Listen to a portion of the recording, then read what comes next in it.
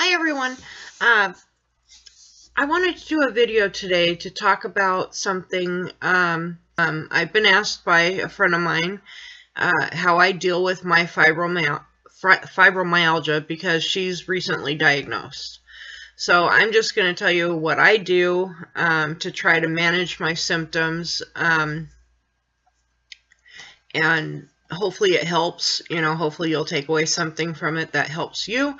Everybody's different. That's one thing you have to remember. Fibromyalgia is a widespread musculoskeletal pain problem. It also affects your nerves, so you can have nerve pain along with it, and it's not a nice disease to have because a lot of people, number one, they don't have a cure for fibromyalgia. They don't even understand what causes fibromyalgia at this point. So a lot of the time, you're going to run into people that don't understand what it is, and they think you're faking symptoms, or, why are you telling me that both of your arms hurt because there's nothing wrong with your arms, kind of thing. You know what I mean? Or, I have run into that, and it's absolutely ridiculous, but whatever. Anyway, some of the things that I do, mainly, most importantly, is you need to reduce your stress. I can't emphasize that enough. If you have high stress, you're going to have more pain. Stress, emotional stress, anxiety, you have to relearn to relax. You have to learn to relax. Sorry, I'm getting tongue-tied all over the place, but I know what I want to say, and it's like my brain's not keeping up with my mouth, and that is what they call fibro fog, which affects your memory, your cognitive skills, your ability to do certain things, because mentally your brain isn't keeping up with, your body's out of sync. So relaxation. What do I do for relaxation? I do a lot of deep breathing. You just take a deep breath through your nose, hold it for a couple seconds, and let it out nice and slowly. I do a lot of that. I do a lot of just, stretching your body out, moving your muscles, waking them up a little, stretch and move around. And, I don't let things bother me as much now as I used to. Believe me, I used to worry about every little thing, even if it wasn't worth worrying about, I worried about it. And you have to retrain yourself to think, how to deal with things differently. Because fibromyalgia is going to touch every part of your life, and you have to learn to cope with it. It's something that, unfortunately, it's going to affect you. So relaxation, that's number one. You have to learn to relax, retrain your mind to do things.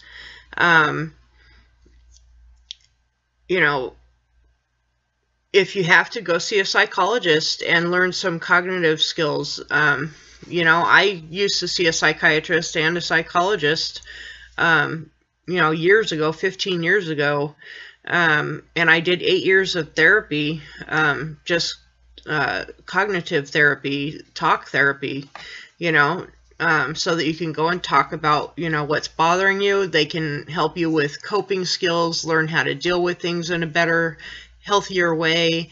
And believe me, it helps, and I know the stigma behind seeing a psychologist and psychiatrist. Believe me, I've lived it, I know.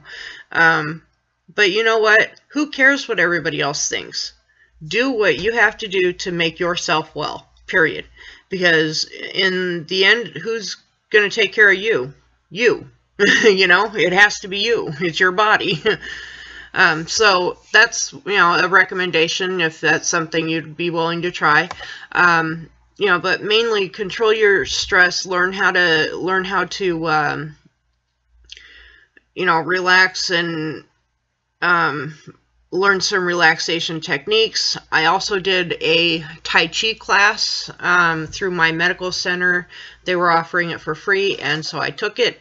But even if you can find one that doesn't cost very much, that you can take, you know, at one of the local places around you, I highly recommend it. It's fun because you're doing it in a group setting. So, you know, that's one thing with fibromyalgia too, is you're isolated a lot of the time because you can't get out because you hurt so much. And so, you know, you don't have a lot of contact with the outside world outside of your immediate family and whoever happens to stop over to your house. In my case, nobody comes to my house, so it's my husband and I, you know. And if we want to go see people, we go see people, but nobody ever comes to our house, which that's like a whole nother video. So relaxation, take walks, short walks, whatever you can handle. I go for a short walk multiple times a day with Barney, our dog. And, you know, right now in the wintertime, it's snowing. We just got 7 inches of snow last night on top of what we already had.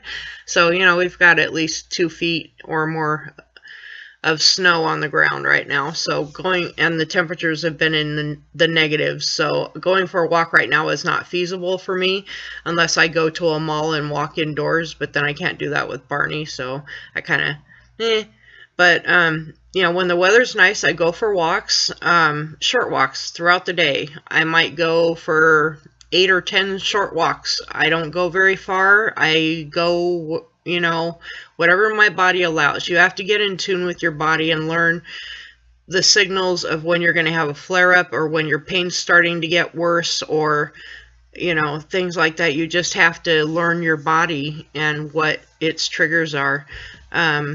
Some people can walk for longer distances. Some people can't walk at all. And it's just something that I recommend trying because it does help. The important thing is to not let your muscles get stiff. So you certainly don't want to sit around all day and do nothing, which unfortunately I do a lot of that right now in the wintertime. But, you know, definitely try to, you know, go for walks, you know, you can take a relaxing bath. I'm not much into taking a bath because I could get down in the bathtub. I can't get back up out of the bathtub. So yeah, but you could get a shower chair, take a nice shower, you know, sit down and just relax and enjoy it. Go to a hot tub if you have one, or if you know of someone that has one, or there's one available to you. I also take medications that are for other things, but they happen to be the same sort of thing they would prescribe for fibromyalgia as well. So I take gabapentin, which is a nerve pain medication. That works awesome. I can't recommend that drug highly enough. And I also take some ibuprofen every day. And I take a narcotic pain reliever, which technically you're not supposed to really take narcotics when you have fibromyalgia, because it could make the pain worse. But because I have other medical conditions that I had before the fibromyalgia, I am on a narcotic. So, you know, that's just something to be aware of. But, you know, definitely pain management with medications, nothing wrong with that. I've heard that acupuncture works. I've never tried that. It may be something I try in the future, but I haven't yet as of yet. What else do I do? You have to learn to eat healthier, better foods, you know, because your body is, you know, whatever you put into it, that's, you know, how your body is going to be. You know, if you put healthy, good things in, you're going to have a healthy, strong body. If you put nothing but junk in, you're going to have a body like mine. You know, you just have to learn how to eat better foods. You know, I'm not perfect. Obviously, you can tell I'm overweight. You you know, it is what it is. I am trying to lose weight, but that's a whole nother video too. So I'm trying to think of anything else that might help you. Let's see. Thinking. I'm always trying to think. I shouldn't be a singer. Definitely sleep. Try to get a good 8 hours of sleep. I know with me, I get broken sleep, which is no good. That's why I always have, you know, dark circles around my eyes. But, and I'm not able to take sleep medications. I wouldn't take naps during the day unless you absolutely have to, because that's going to interfere with your sleep at night. And another thing you need to learn is when you're having a good day, don't do too much.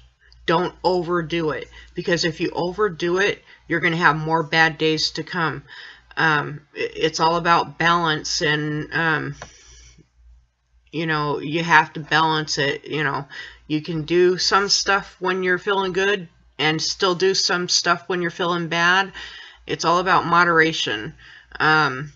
Unfortunately, if you're used to go all the time, which I was before I got sick, then it's going to be kind of hard to change, you know, the way your thought pattern is, and you know, but it's something you have to do for yourself, because otherwise you're going to feel horrible.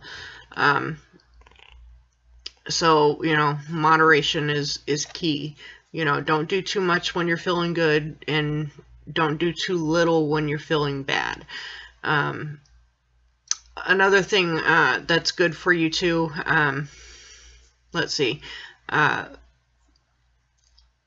don't know if I mentioned it earlier, but stretching, I think I did mention that, you know, do stretches. Those relax your muscles and relax your mind. And meditation, I've heard, is really good. I haven't tried it, but you know, I do the deep breathing and the relaxation techniques. These are all things you can learn either from your doctor, your nurse, or your, you can even look it up online and find, you know, just look up relaxation techniques and they'll show you how to do it, and it'll work wonders for fibromyalgia.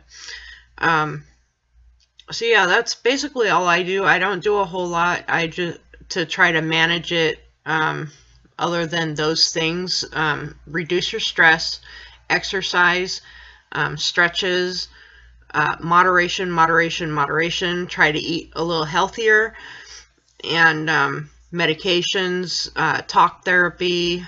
There's even groups out there for fibromyalgia patients, you know, where you go in a group setting and it's a group of people that have fibromyalgia, and you just talk about, you know, the things that are going on with you. And that's a great way to meet new people, and it's a great way to socialize, and it's a great way to find out new techniques, you know, of dealing with fibromyalgia, and it's a good way of learning what not to do as well.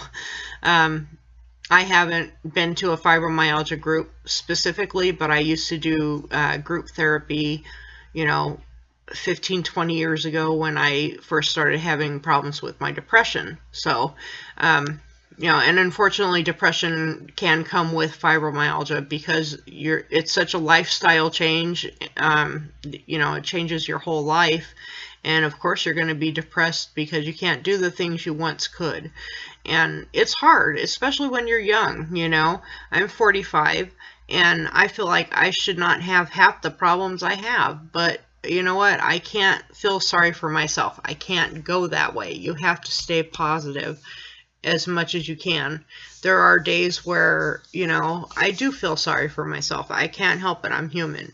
But there are other days where I know I have to stay positive just to deal with, you know, everything that's going on with me medically, you know, and to have some sort of normal life, you know, with my husband and our family, you know, Barney. But yeah, that's basically all I can think of right off that I do. I hope it helps. I know I rambled a lot in this video, and I'm sorry that is part of fibromyalgia as well. It's what they call the fibro fog.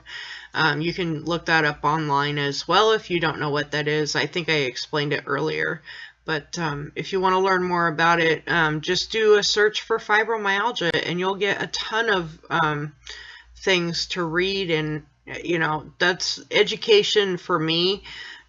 Whenever I'm diagnosed with something new, I look it up.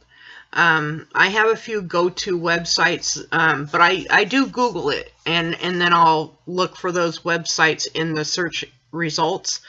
And if I don't find those, then I'll, you know, if one sounds kind of legitimate, I'll go look at that website. But two go-tos that I can give you right off the top of my head is WebMD. I can't recommend that site highly enough. It is a website that was made by doctors, and the answers are by doctors. You know, it's not just some person that has experienced it at one point or another and they decided they were a medical professional. This is done by doctors. So webmd.com, and then the other one I recommend is mayoclinic.com. The Mayo Clinic has been in the United States for a lot of years. I think they were founded in the 1800s and somethings. I mean, they've been around a long time, and they are the top hospital in the United States as far as what I've read, and as far as I'm concerned anyway. I think they're the best. They're the top notch. So I trust what's on their website. Those are two that you can check into, and just like I said, do a search and you'll learn a lot of information. I hope that me sharing my experience and what I do helps you in some sort of way. If you have any questions, please feel free to ask them in the comment section below or send me a private message. The thing with YouTube private messages, since they've changed things, I don't always get my messages right away, so it may take me a few days to get back to you. Sometimes I can't reply on the private messages for some reason, but if you really need to get a hold of me, you know, with your questions, leave a comment. That's the best way. Or find me on Facebook. You can go to my main YouTube page and it'll have my Facebook link right there on the page. You can go add me as a friend, ask me anything you want to ask me. Because if I can help you, I would absolutely love to help you. Alright, thank you all for watching. I do appreciate it. I hope you guys enjoyed this video. I hope that, you know, this helps somebody out there.